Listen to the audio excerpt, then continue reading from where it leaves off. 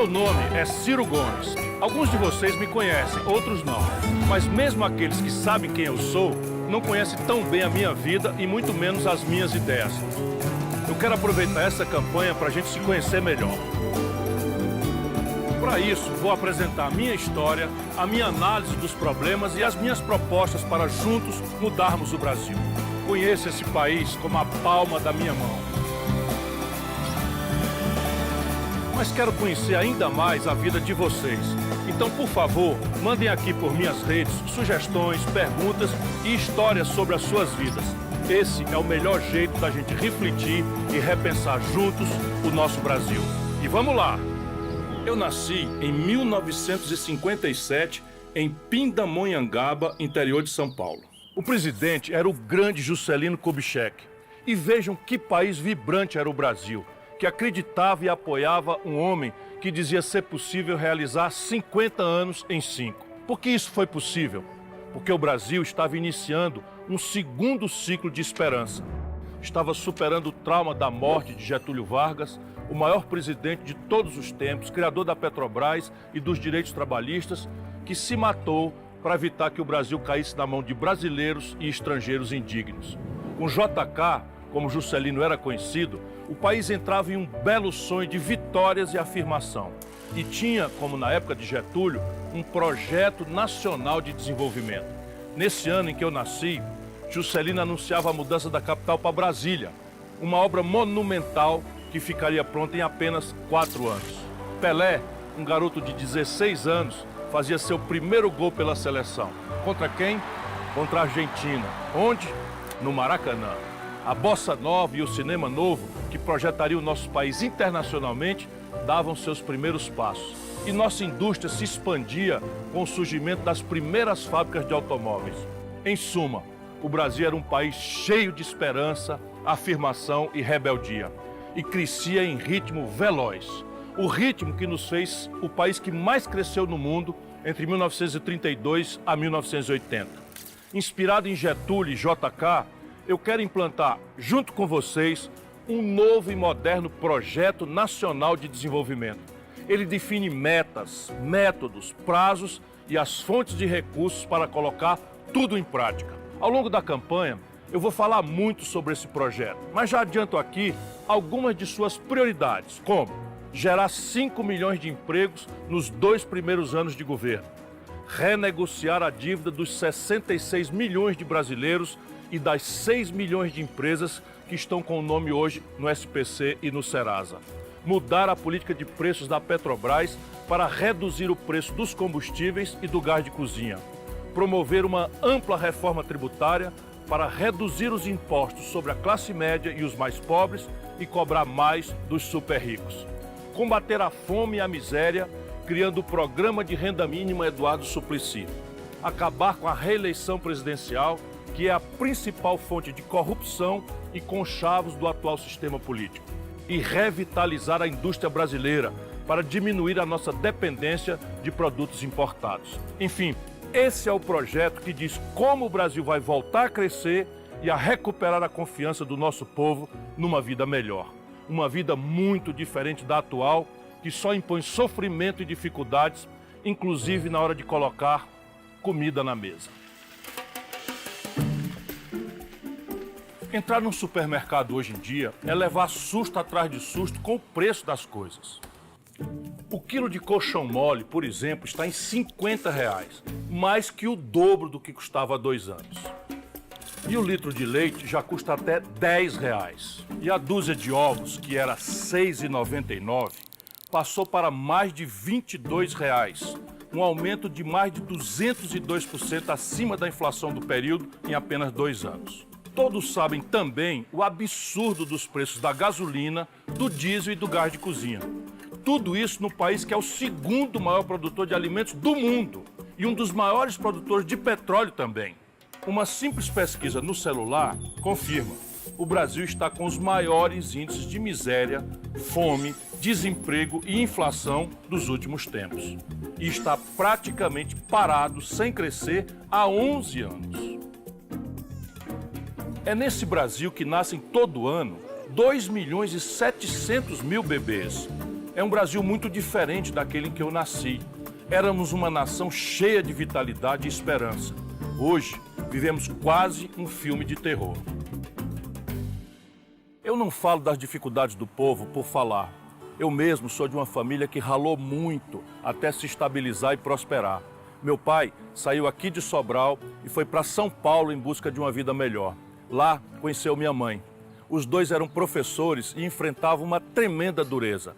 Quando eu tinha apenas 4 anos, eles decidiram voltar para o Ceará.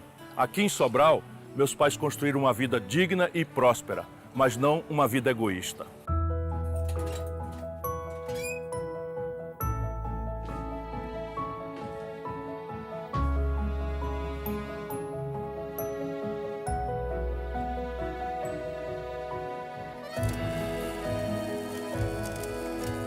Minha mãe, Maria José, era uma verdadeira guerreira da educação pública, como tantas outras mães e professoras que eu conheço.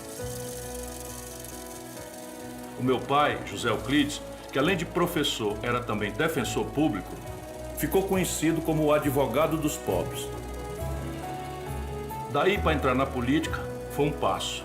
Ele foi eleito prefeito e a partir dele e dos seus sucessores, Sobral foi se transformando num dos municípios mais prósperos do Ceará e aquele município com a melhor educação pública do Brasil. Conseguimos isso lutando contra a fome, o analfabetismo, a mortalidade infantil e o desemprego. Em suma, lutando ao lado do povo contra a pobreza e a miséria.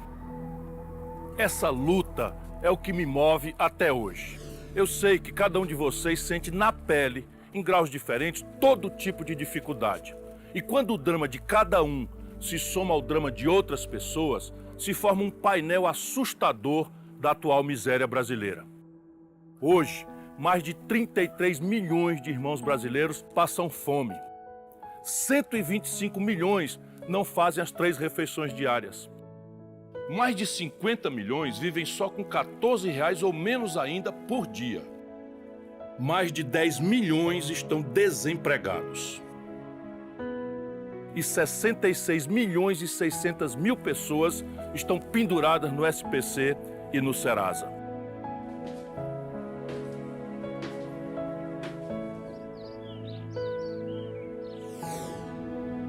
A verdade é uma só.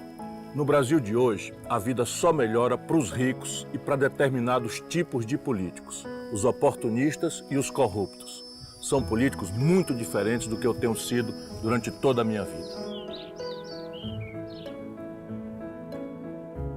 2 coisas sempre me atraíram e ainda me atraem fortemente: os estudos e a política. Eu sempre estudei muito. Fui o primeiro colocado no vestibular de Direito e logo entrei na política estudantil, lutando contra a ditadura militar que tinha destruído a nossa democracia. A partir daí, foi tudo muito rápido. Fui deputado estadual 2 vezes e depois prefeito de Fortaleza, o mais jovem prefeito de uma capital brasileira. Antes dos 34 anos, fui eleito governador do Ceará, também o mais jovem governador da época e até hoje o segundo mais jovem da história do país. Fui também o mais jovem ministro da Fazenda do Brasil, assumindo o cargo com 36 anos. Mas o que realmente me orgulha não foi ter ocupado esses cargos tão jovem, foi ter saído deles mais maduro, com muitas realizações e índices recordes de aprovação. Por que eu consegui tudo isso? Porque sempre procurei trabalhar pelos mais pobres, sempre busquei soluções para os seus problemas e nunca cedi às tentações do poder. Recusei 3 aposentadorias de ex-prefeito, governador e deputado, nunca aceitei morar em palácio de governo, nunca usei o cartão corporativo de ministro, nunca empreguei meus filhos em cargos públicos e nunca fui processado por corrupção. Um jeito de ser que está ficando cada vez mais raro na política brasileira. Eu me orgulho do que eu já fiz na política e pretendo fazer ainda mais. Mas tenho a coragem e a sinceridade de dizer a vocês que não acreditem que os políticos individualmente podem resolver todos os seus problemas. Não existem salvadores da pátria.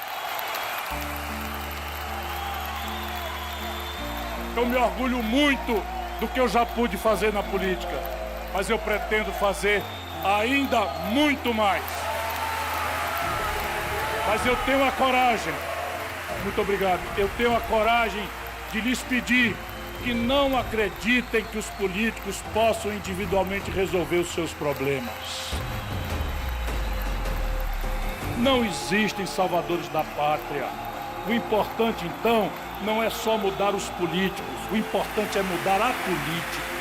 É eleger políticos que queiram mudar a política, que queiram mudar a economia, que queiram acabar com o jeito corrupto de governar. Se não fizermos isso, o Brasil continuará sendo um dos países que menos cresce no mundo e onde mais aumenta a desigualdade e a humilhação da pobreza. Porque todo o sistema político e econômico no Brasil foi criado e é mantido para explorar e enganar os mais pobres. Isso foi assim desde o início e se aprimorou muito nos últimos anos. Nos últimos tempos, a bandidagem e a maldade se sofisticaram. Os hipócritas de direita e de esquerda aprenderam novas formas de enganar o nosso povo. Isso tem levado o Brasil para trás. A cada ano o Brasil perde de goleada para si mesmo. Está na hora de invertermos esse jogo.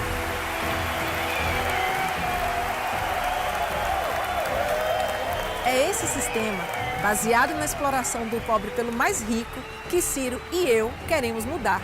Podemos assumir esse compromisso, porque sempre lutamos contra isso. Sou professora e fui secretária de Promoção Social e de Combate à Pobreza em Salvador. Ciro tem 40 anos de uma vida pública honesta e transparente. E as obras e ações que ele realizou, algumas em prazo recorde, melhoraram a vida das pessoas. Vai no Google e procure Canal do Trabalhador. Tá lá. No seu governo, Ciro construiu em 90 dias um canal de 120 quilômetros que salvou Fortaleza de ficar sem água. E ele também aumentou a renda do povo, criou emprego e ganhou um prêmio da ONU, porque reduziu a mortalidade infantil no Ceará. Como ministro da Fazenda do Itamar, ajudou a salvar o Plano Real, que antes dele estava ameaçando fracassar. Depois foi ministro da Integração Nacional e começou a transposição do Rio São Francisco, a maior obra hídrica da história do Brasil. Mas de tudo isso, o que mais me orgulha é ter ajudado o Ceará, um estado pobre, a construir a melhor educação pública do Brasil, superando de longe estados ricos como São Paulo, Minas Gerais e Rio de Janeiro.